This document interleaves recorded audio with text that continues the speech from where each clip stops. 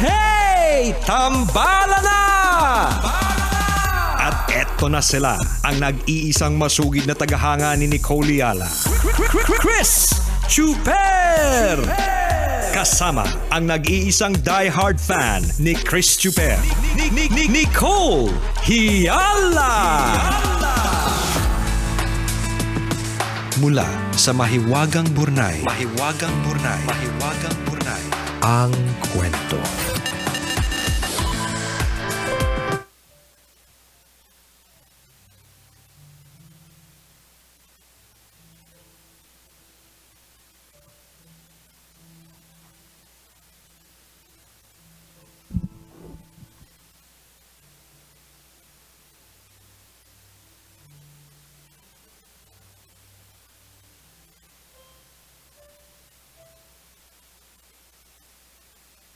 Dear Nicole and Chris,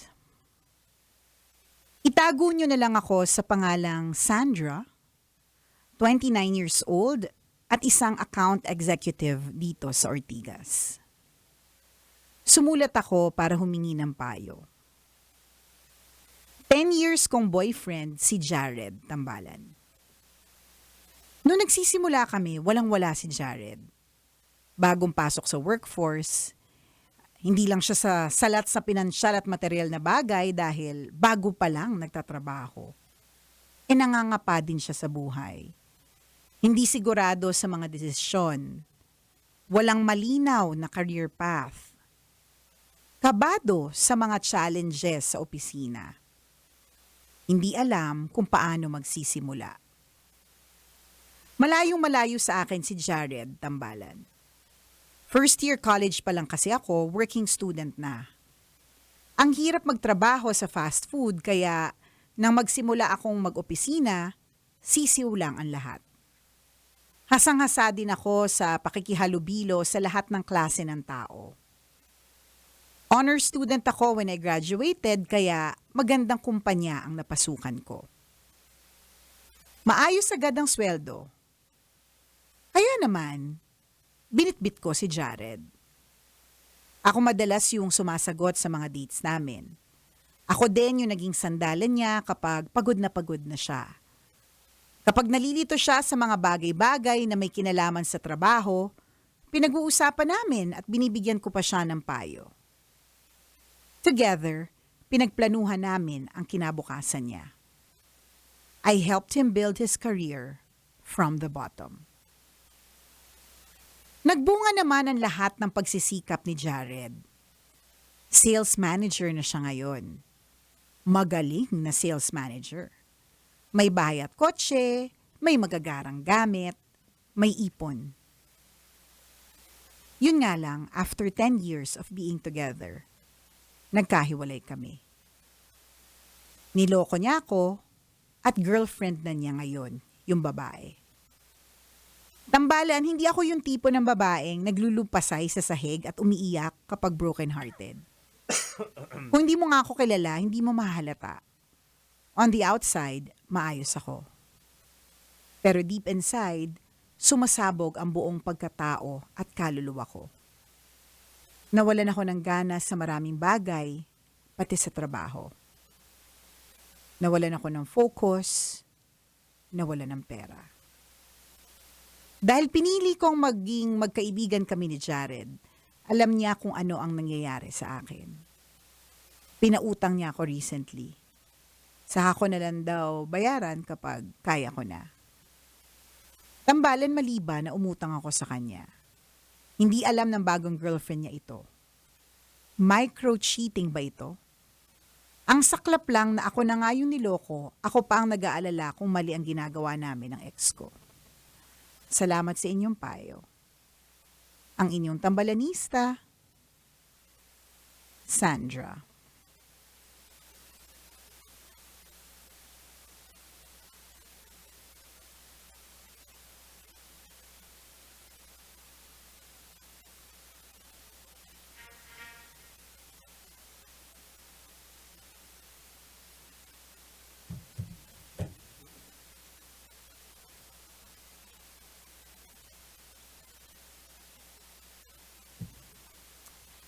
Hello sa iyo, Sandra!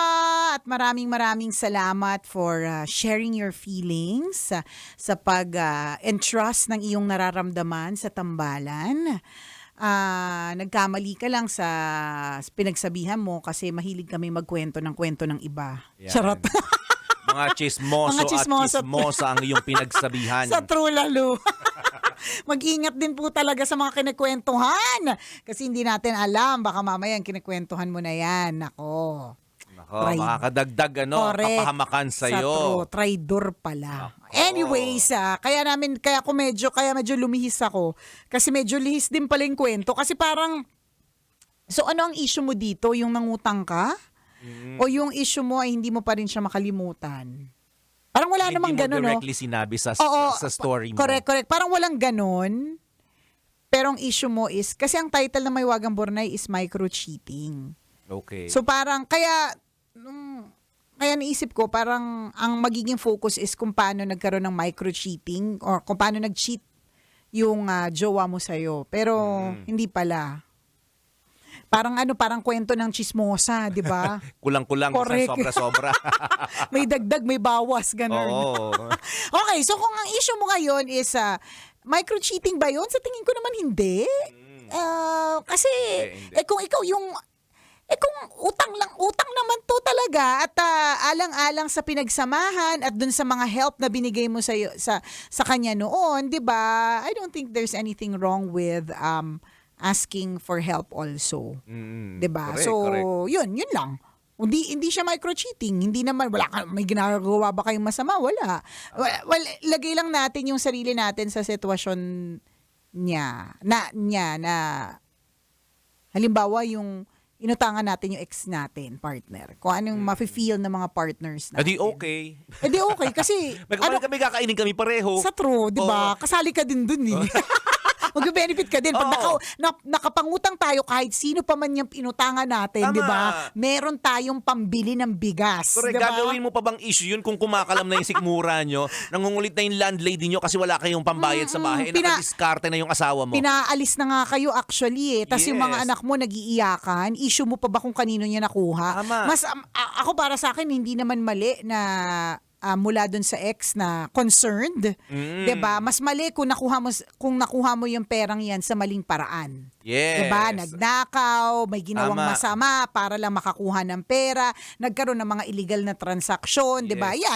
Yan yung hindi okay, 'di ba? Pero kung ex mo na concerned lang naman talaga sa iyo, meron kasi kayong pinagsamahan, tas dito pa sa kwento ni Sandra, talaga namang yung pag-alalay mo sa kanya noon nung walang-wala siya, wagas, 'di ba? Yung mga tipo ng jowa mo will give back eh. Lalo Oo. pa kung may ginawa rin siyang kasalanan sa'yo, mga para-paraan din ito para siya, parang kahit papaano mabawas-bawasan yung kasalanan niya sa'yo. Diba? Posible din.